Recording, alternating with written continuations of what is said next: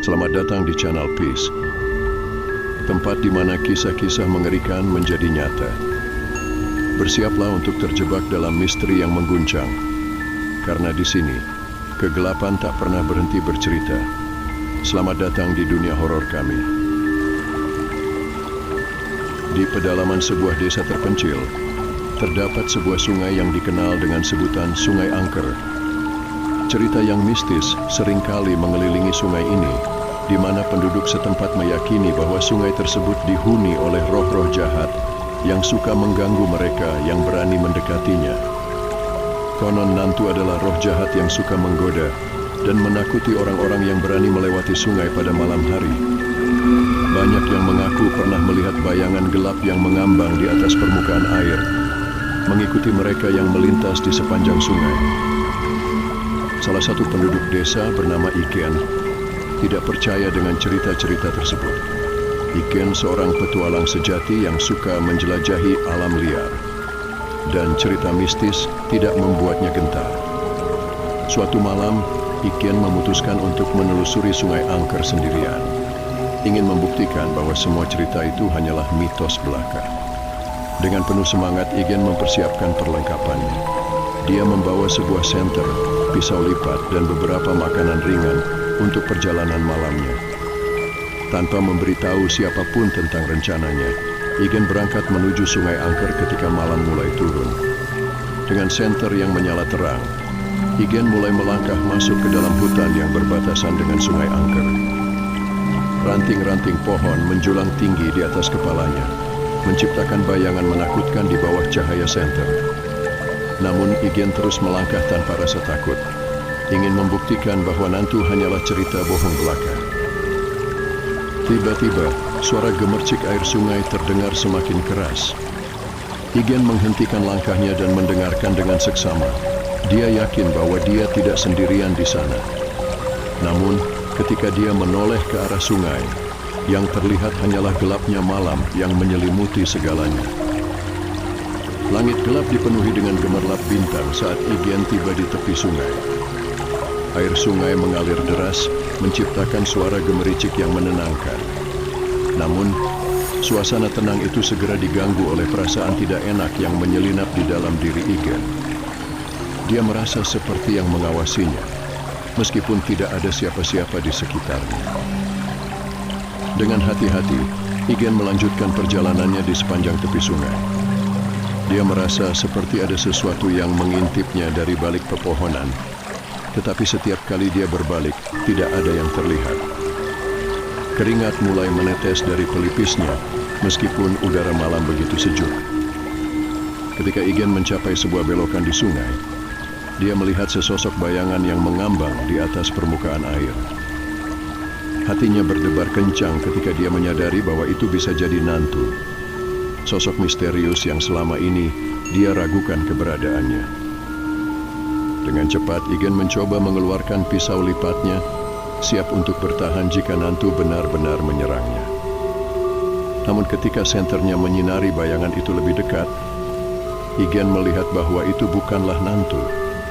Itu hanyalah sebatang kayu yang terbawa arus sungai, menciptakan ilusi yang menyeramkan di bawah cahaya remang-remang. Iken merasa lega, tetapi ketegangan di dalam dirinya tidak kunjung hilang. Terus berjalan di sepanjang sungai, Iken tiba di sebuah tempat yang terbuka di tengah hutan. Di sana, dia melihat sesosok bayangan yang mengintip dari balik pepohonan. Kali ini, Iken yakin bahwa itu bukan ilusi belaka. Ada sesuatu yang nyata di sana, sesuatu yang mengamatinya dengan mata yang tajam. Dengan hati-hati, Iken mendekati bayangan tersebut. Dia mencoba memanggilnya dengan suara bergetar, tetapi tidak ada jawaban yang datang. Ketika dia semakin dekat, dia bisa melihat sosok itu dengan lebih jelas. Itu bukanlah Nantu seperti yang diceritakan dalam legenda desa, tetapi sosok manusia yang mengenakan pakaian kuno. "Siapa kamu?" tanya Adi dengan gemetar. Sosok itu hanya diam, tetapi matanya terus menatap tajam ke arah Iken. Ketika Iken mendekatinya, dia melihat bahwa sosok itu tidak bernyawa.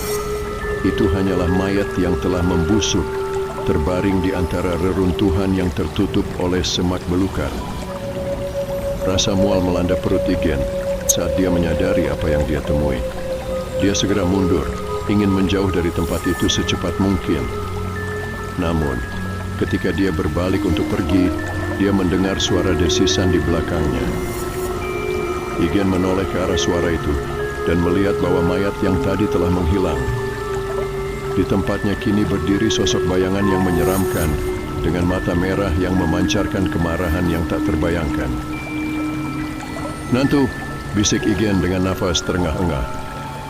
Sosok itu mengambang di udara, mengitari Igen dengan gerakan yang lambat dan mengancam.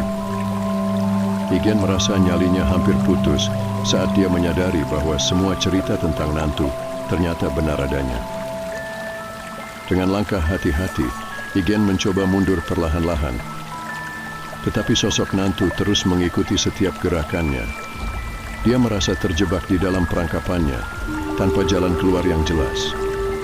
Ketika Igen mencoba berlari, Nantu mengeluarkan suara serak yang membuat bulu kuduknya merinding.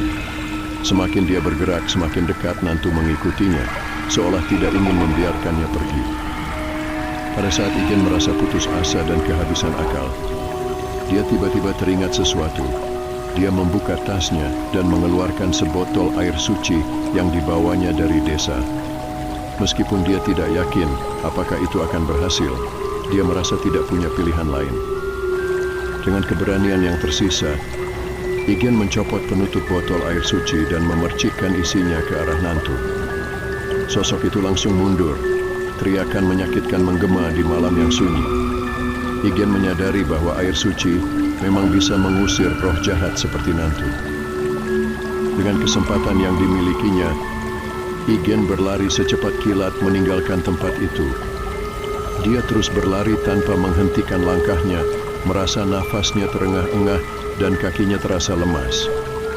Namun, dia tidak ingin berhenti sampai benar-benar jauh dari Sungai Angker dan sosok Nantu yang menyeramkan. Setelah berlari cukup jauh, akhirnya sampai di pinggiran desa. Dia terjatuh ke tanah merasakan denyut jantungnya yang masih berdegup kencang. Warga desa yang melihatnya tergeletak di tanah segera mendekatinya, bertanya apa yang terjadi. Dengan suara yang gemetar, Igen menceritakan pengalamannya di Sungai Angker. Dia memperingatkan mereka untuk tidak pernah mendekati sungai tersebut pada malam hari, karena bahaya yang mengintai di sana. Warga desa menatap Igen dengan pandangan campur aduk antara percaya dan ragu. Namun, ketika mereka melihat ekspresi serius di wajah Igen, mereka mulai mempertimbangkan ceritanya dengan serius. Sejak malam itu, Sungai Angker dijaga dengan lebih ketat dan penduduk desa berusaha untuk menghindari daerah tersebut sebisa mungkin. Igen sendiri tidak pernah melupakan pengalamannya di Sungai Angker.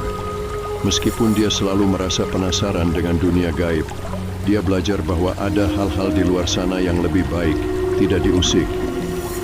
Dia berjanji pada dirinya sendiri untuk tidak pernah lagi memasuki daerah yang dianggap angker tanpa persiapan yang matang. Dalam beberapa minggu setelah kejadian itu, Igen merasa terganggu oleh mimpi-mimpi buruk yang menghantuinya setiap malam. Dalam mimpi itu, dia melihat bayangan gelap Nantu yang mengikutinya di sepanjang tepi sungai, mencoba menangkapnya dengan cakar-cakarnya yang tajam. Setiap kali Igen bangun, dia merasa kelelahan dan ketakutan. Dia mencoba untuk mengabaikan mimpi-mimpi tersebut, tetapi semakin dia mencoba melupakan, semakin sering mimpi-mimpi itu muncul. Akhirnya, Igen memutuskan untuk mengunjungi seorang dukun yang terkenal. Dukun itu, seorang tua yang bijaksana bernama Mbah Helmi, menerima Igen dengan ramah di rumahnya yang kecil, di pinggiran desa. Setelah mendengarkan cerita Igen dengan seksama, Mbah Helmi mengangguk perlahan-lahan, seolah-olah memahami apa yang sedang dia alami. "Anak muda, apa yang kamu alami adalah hasil dari perjumpaanmu dengan kekuatan gaib di Sungai Angker," kata Mbah Helmi dengan suara yang tenang. "Nantu adalah roh jahat yang mencari korban di malam hari, dan kamu hampir menjadi salah satu dari mereka. Apakah kamu bisa membantuku, Mbah Helmi?"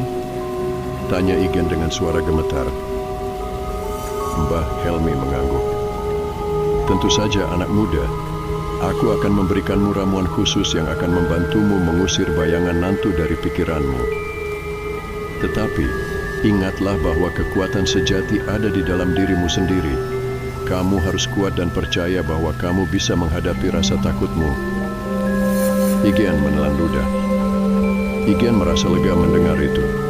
Dia menerima ramuan dari Mbah Helmi dan berjanji untuk mengikuti semua petunjuk yang diberikan. Dengan demikianlah berakhir cerita tentang Sungai Angker, nantu dan petualangan yang mengubah hidup seorang pemuda bernama Igen. Meskipun cerita itu mungkin hanya legenda belaka bagi sebagian orang, bagi mereka yang mengalaminya, itu adalah pengalaman nyata yang membentuk mereka menjadi orang yang lebih kuat dan lebih bijaksana. Jangan pernah lupakan bahwa setiap kita mungkin memiliki cerita yang menyeramkan. Selamat tinggal penjelajah kegelapan. Sampai kita bertemu kembali lagi di cerita berikutnya. Salam peace.